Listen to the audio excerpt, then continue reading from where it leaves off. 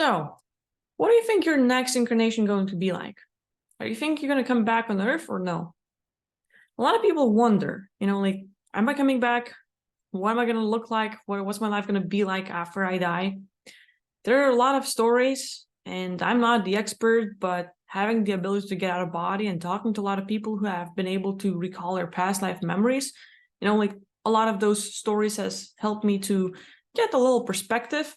Not that I know it all or have the answers for you, but I can share what I have heard so far.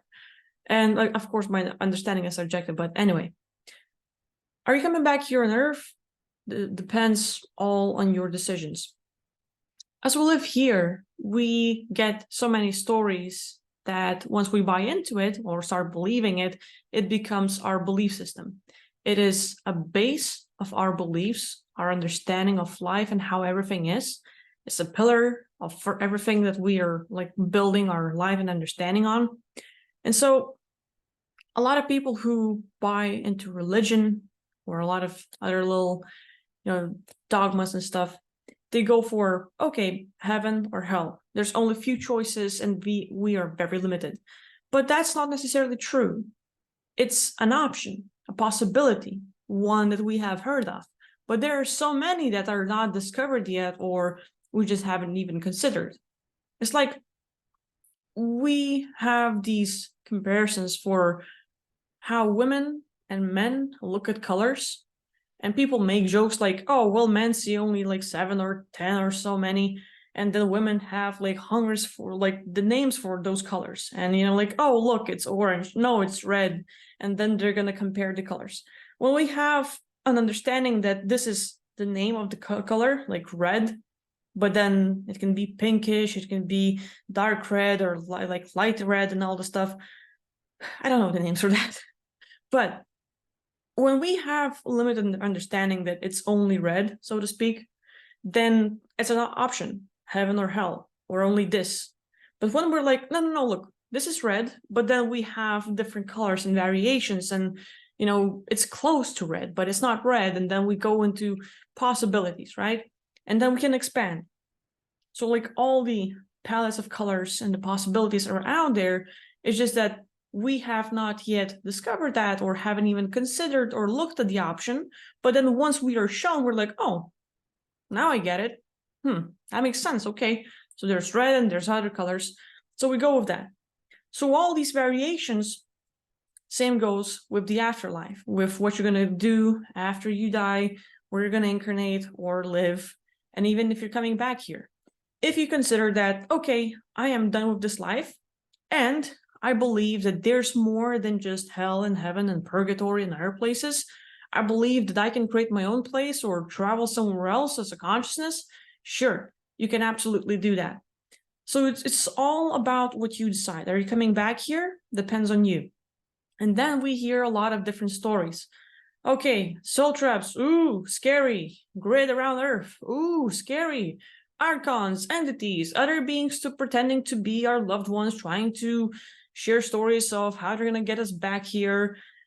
And so many things where we're looking like, oh, like it just scares us. So many stories where it seems logical, it seems freaking real, and it's also a thing that scares you into like, okay, what am I going to do about that? Like, I just want to leave. I don't want to be here. I don't want to stay. I don't want to repeat this stuff. So it's scary. But with all, consider this. It's a possibility. It does not mean that just because you have heard the story and like read about it, it's going to happen to you.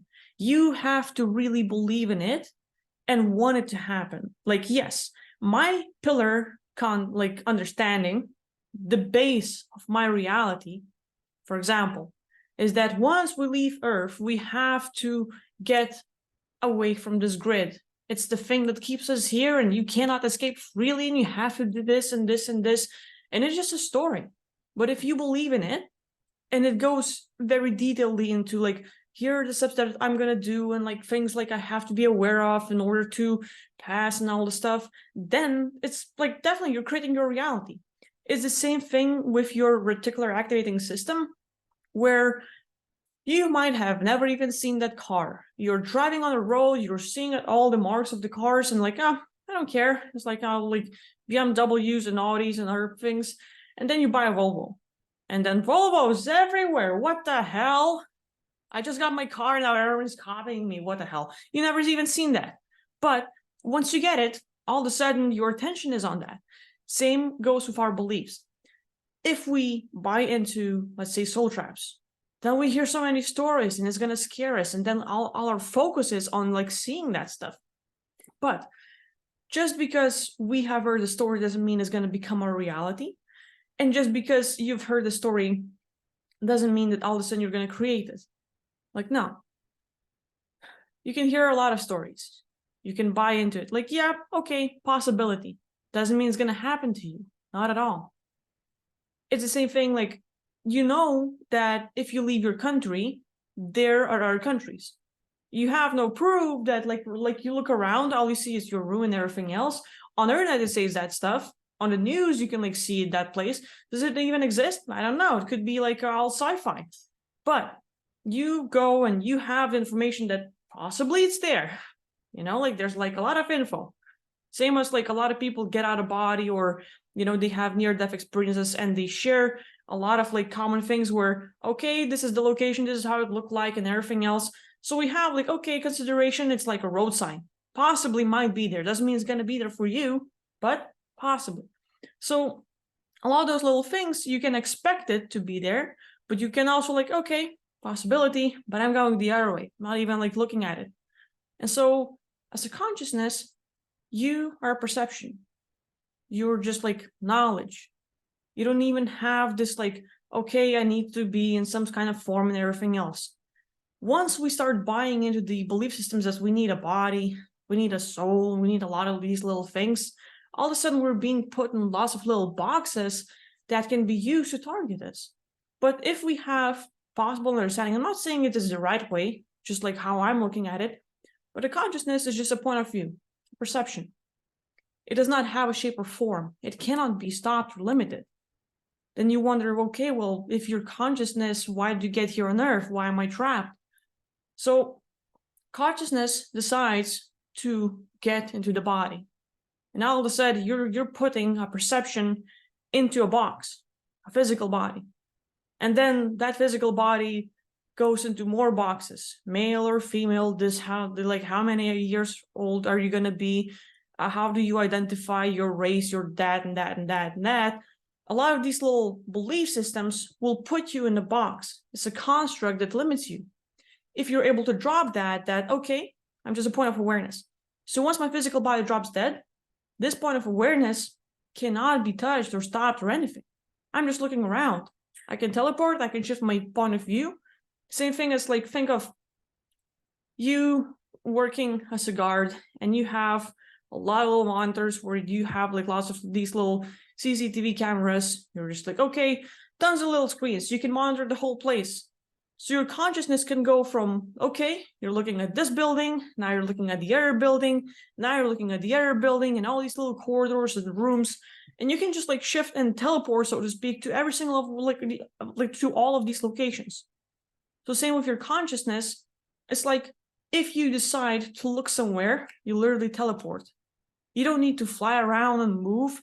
Physical body that we like consider, okay, consciousness within the body.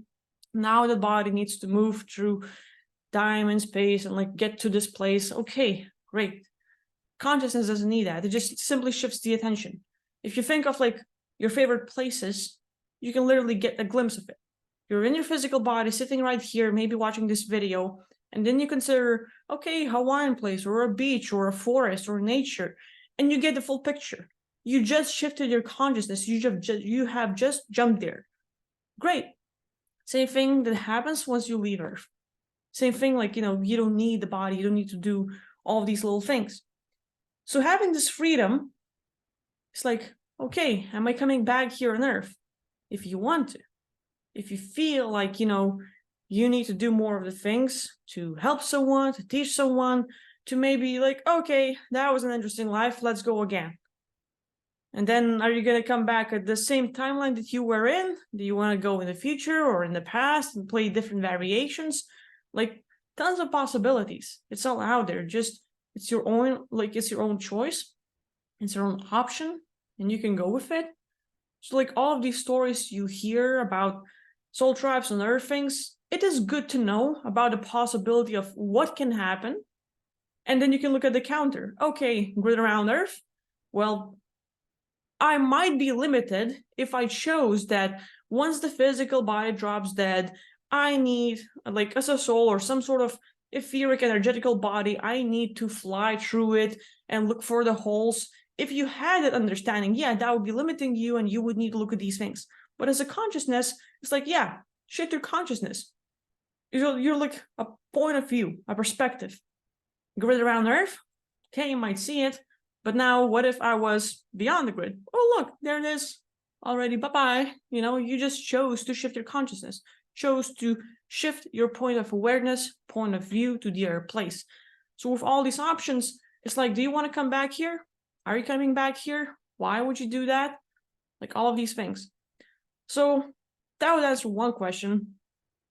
And I guess I should wrap it up and probably talk about what's your incarnation going to be like. But then again, it's all about what you decide, your options, what you believe in, what you want to do, because you don't necessarily need to all of a sudden, okay, you drop dead as a physical human being and then you have to get into another body right away. No, it's your own choice. What do you want to do? You can literally stay as a point of awareness. You can go into what people call source and just like, okay, you get your energy, you get your rehab, you rest, and you remember past lives and other things. You just get all the memories back if you choose to. A lot of options, but it's all up to you. So anyway, that being said, are you coming back here on Earth? And what do you think your next incarnation is going to be like? Share that in the comments. I'm looking forward to reading that. See you next time. Bye-bye.